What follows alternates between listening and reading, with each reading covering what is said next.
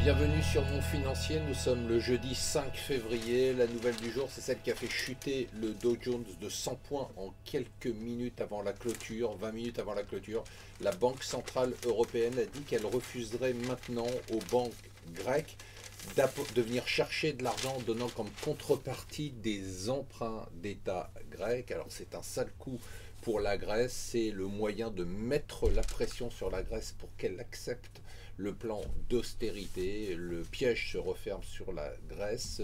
Les sourires du lendemain des élections ont totalement disparu. La bonne nouvelle que nous annoncent les Échos, c'est que bon, on s'y attendait quand même qu'il n'y aurait pas de sanctions contre la France pour un déficit excessif, sous prétexte que les perspectives de croissance sont un peu meilleures. La bonne nouvelle aussi, toujours dans les Échos, c'est qu'un Français sur deux serait prêt à investir dans une TPE, une PME, à travers du crowdfunding. Ça, c'est quand même une très bonne nouvelle.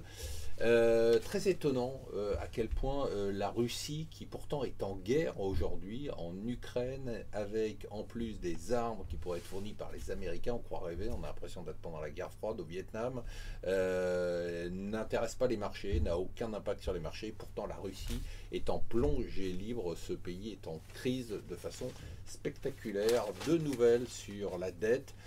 D'abord une bonne nouvelle ou une nouvelle étonnante, enfin, c'est une bonne nouvelle compte tenu de la déflation, c'est la première fois qu'un État de la zone euro emprunte à 5 ans à des taux négatifs, c'était la Finlande hier. Et d'autre part un rapport passionnant de McKinsey qui est paru au Financial Times sur la montagne de dette mondiale. Contrairement à tout ce qu'on aurait pu imaginer, eh bien la dette mondiale a explosé, c'est principalement en Chine que la dette a explosé. On parle, si on inclut toute la dette des personnes, des ménages, des entreprises, des banques et de l'État, d'une dette totale de 282% du PIB, un chiffre complètement hallucinant.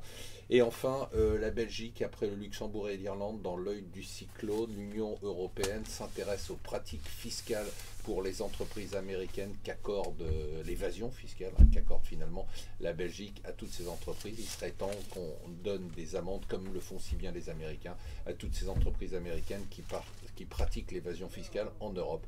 Voilà, restez avec nous sur Mon Financier.